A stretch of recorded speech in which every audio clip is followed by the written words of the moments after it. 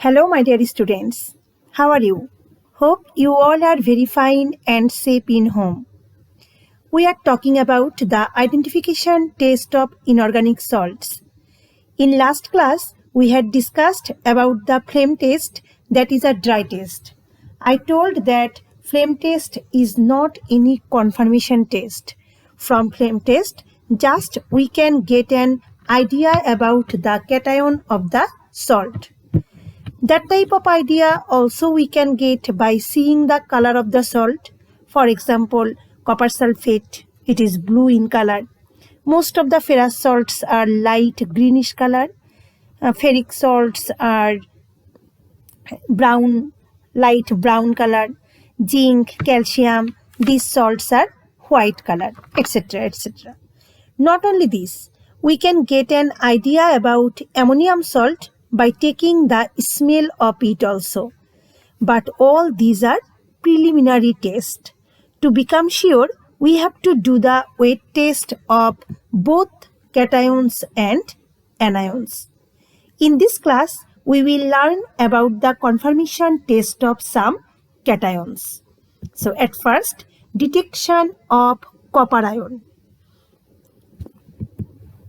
To test copper ion, two types of reagents are used. Ammonia solution, that means ammonium hydroxide, and potassium ferrocyanide. By using these two reagents, we can identify copper ion from its salt. Copper salt, it may be copper sulfate, copper chloride, copper nitrate, any type of copper salt. So, to do the experiment, at first we have to take the salt and make its solution by using water, by dissolving the salt into water. So, test of copper ion by using ammonia solution or ammonium hydroxide. Look here, the salt that is dissolved into water and the solution that is made in this way, this solution is called Stock solution. You will do the experiment by using this Stock solution. Now we will see how this experiment is done.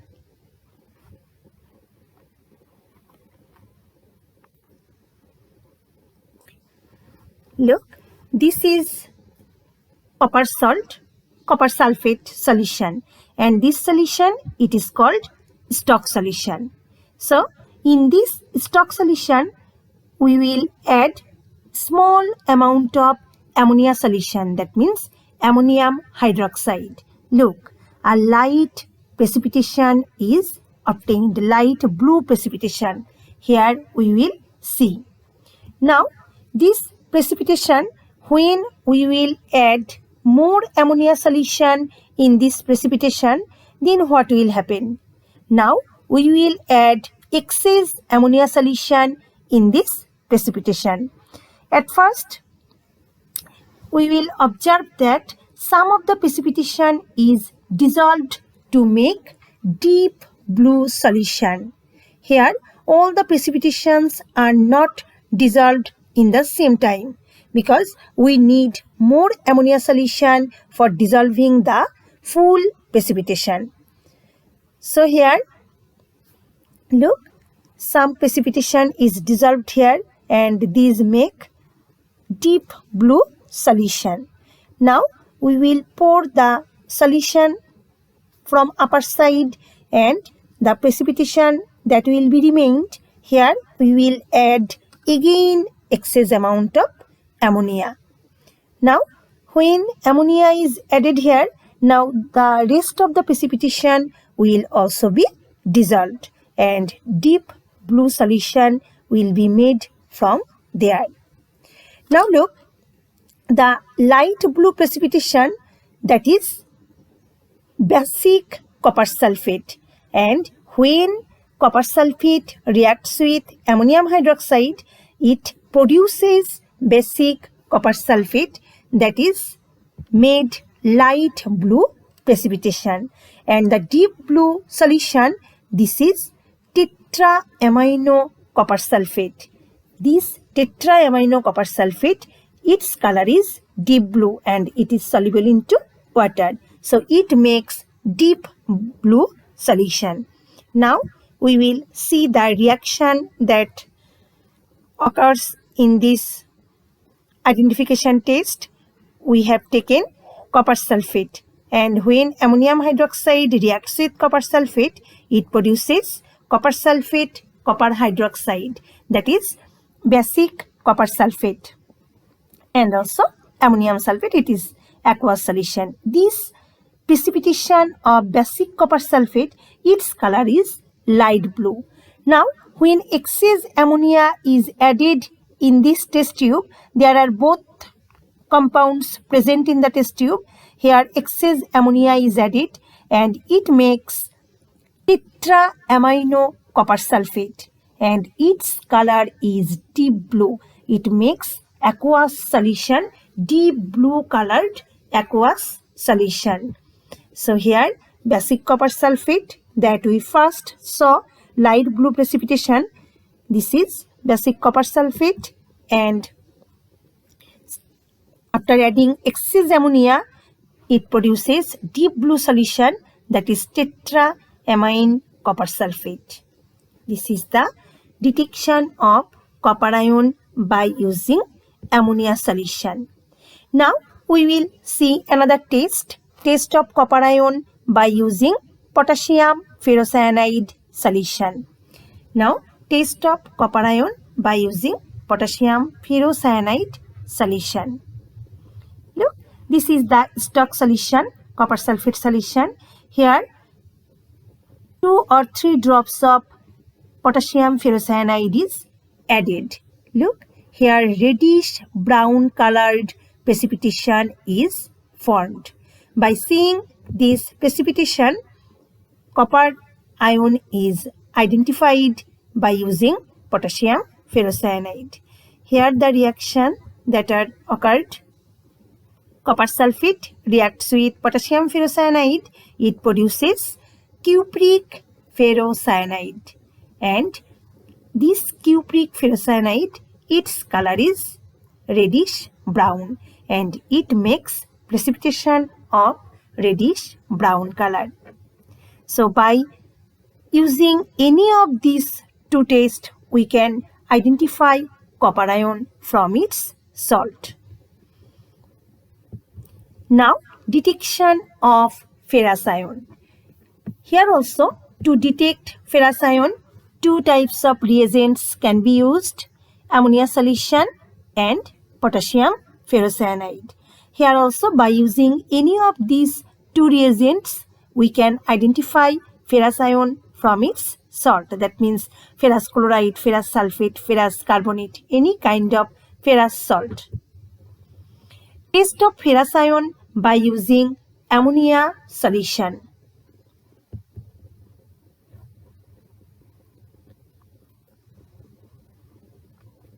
Look, this is the stock solution like before. We will make the stock solution at first, and now in this stock solution few drops of ammonia are added. When ammonia is added in this stock solution, it will make greenish precipitate. Look, this greenish precipitation of ferrous hydroxide is formed by the reaction of ferrous salt and ammonium hydroxide.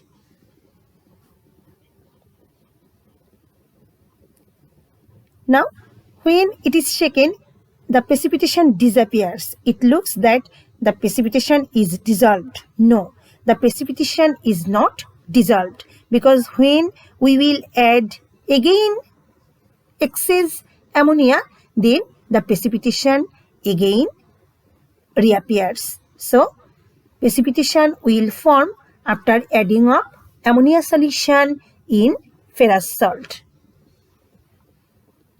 This is light greenish colored precipitation that is not dissolved in excess ammonia solution.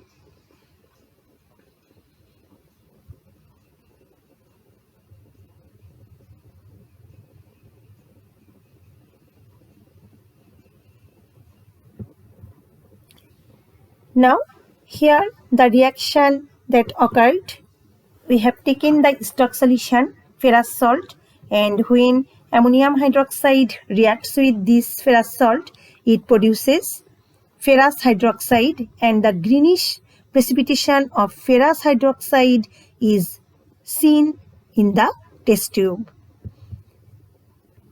This ferrous hydroxide, it produces green precipitation. Now, ferrous ion also can be identified by using potassium ferrocyanide solution. Here, when ferrous salt reacts with potassium ferrocyanide, it produces ferrous ferrocyanide, and this ferrous ferrocyanide, it is light blue colored. So, ferrous ferrocyanide, it makes light blue precipitation after adding potassium ferrocyanide in any ferrous salt. So, by this way also ferrous ion can be identified.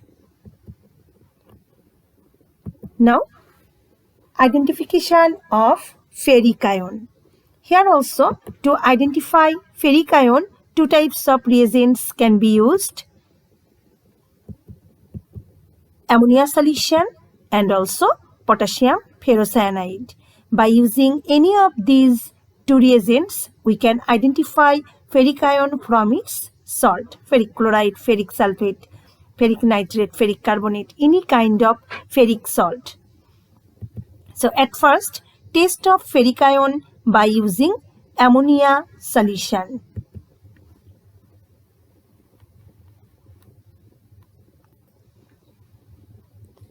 This is the stock solution of ferric salt. Here, in this ferric salt, at first we will add few drops of ammonia solution. What is happened here? Here, reddish brown colored precipitation is seen after adding ammonia solution in ferric salt, in any ferric salt. Now, when excess ammonia is added in this precipitation, the precipitation does not disappear, or the precipitation is not dissolved by adding excess ammonia solution in ferric salt. So, the precipitation is insoluble in excess ammonia solution. So, by seeing this brown reddish precipitation, we can confirm about the ferric ion from its salt. Here, the brown reddish precipitation, this is ferric hydroxide.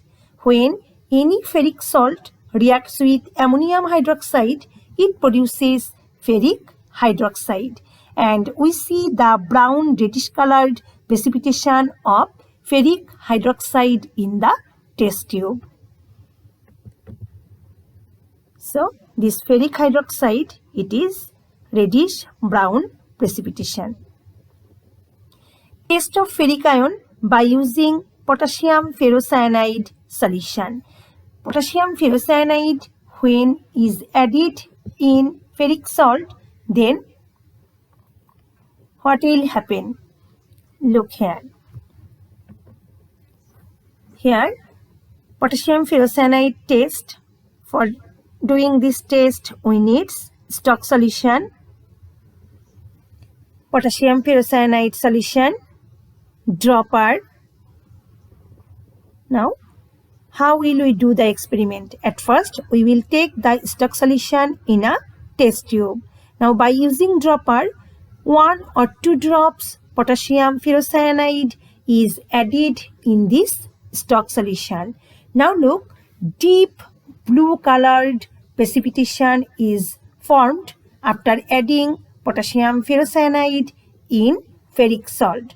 By seeing this deep blue colored precipitation, we can confirm about the ferric salt, ferric ion from any ferric salt. Here, this reaction is happened here. Ferric ion, it reacts with potassium ferrocyanide and it produces ferric ferrocyanide. And this ferric ferrocyanide, its color is deep blue. It produces deep blue colored precipitation, ferric ferrocyanide.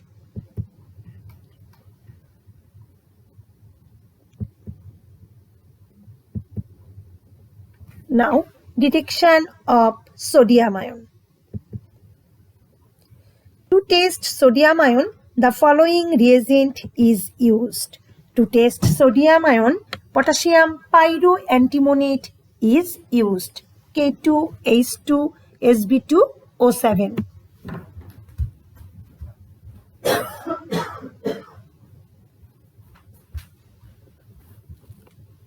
Test of sodium ion by using potassium pyroantimonate solution.